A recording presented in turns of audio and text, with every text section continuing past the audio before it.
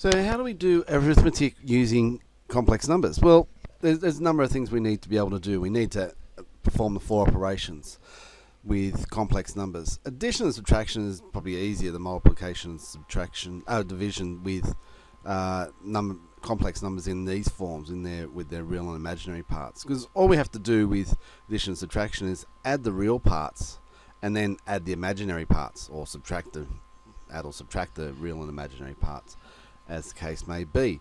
But we just keep them together, so the real parts get put together and the imaginary parts get put together.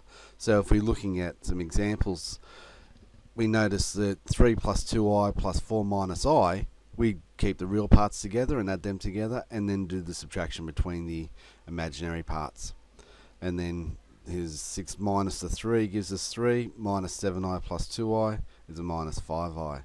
Minus 2 plus 6 gives us 4, 7i minus 5i gives us 2i. So we're just doing the operations involving the real parts together and then the imaginary parts together. If we get to somewhere like this, we need to simplify something like the square root of minus 25. Now we go back to the idea that I squared is equal to minus 1. But also we get the idea here that minus I all squared be minus 1, because we get minus I times minus I, which would be I squared, and I squared is equal to minus 1. So if we're taking the square root of a minus 1 there, we could really have plus or minus I. So when we're looking at, and we consider square root of minus 25, we have a look at minus 5 all squared gives us minus 25, and 5i all squared gives us minus 25. So when we're looking at solving this, we get two solutions here. Square root of minus 25 is plus or minus 5i. So we have two solutions. So that means when we do this, there's actually two answers to this simplification. So 6 plus 6i, we get the 6 plus the 5i plus i. And then 6 minus 5i plus I gives us a minus 4i plus 6, or 6 minus 4i. So there's two solutions. So just keep that in mind, and that situation that's occurring here with the square root of the negative number. So multiplication of complex numbers, really, we're looking at two complex numbers. Really, we just treat them as a binomial expansion as such. So two binomial terms, and then expanding it out. So the a multiplies by the c, a times the d times the I, b times the c, and then the b times the d, and the I times the I gives us I squared. Now remember that I squared equals minus 1, so keeping that in mind, that part here will be actually real and becomes minus bd. So just keep those in mind and be really careful with that. So expanding this one out, 3 times the 5 is 15, 3 times I is 3i, 2 times 5 gives us 10i, and then 2i times I would be 2i squared, and I squared is minus 1, so it gives us the minus 2, and then we collect our real parts, and then collect our imaginary parts there as well. So you can see the expansion there, we've done the same thing.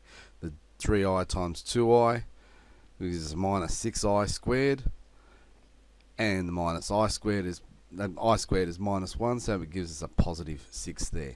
So we need to be careful with the idea that I squared is minus 1. We use conjugates in complex numbers as well, so because they're going to have a place, and you'll see that with our division in a moment. But if we've got a complex number x plus iy, its conjugate is x minus iy. So again, like we've done with surds, the sign just changes for a conjugate. So if it's a negative, it changes to a positive for the conjugate. We use the notation z bar. So z and then z bar would be its conjugate. So we can see that's a different notation we use with these complex numbers. So be wary of that. Now the idea here of dividing a complex number, we really can't divide. Like if you've got a plus ib over c plus id, you really can't do a division there. That's really difficult to do as such. What we can do, like we've done with surds, instead of having an imaginary number in the denominator, what we want to do is get a denominator that is completely real. So similar to the idea of rationalizing a surd. So if we multiply the denominator by its conjugate and multiply by 1 because we multiply by the conjugate on top of the conjugate, and then expand it out. So the c times c gives us c squared. id times id gives us minus I squared d squared. Remember, I squared is negative 1, which will make it come down to c plus d squared, c squared plus d squared. The two multiply like we just did with the complex numbers in multiplication, and expand those two binomial products to give us that, and collect our real parts.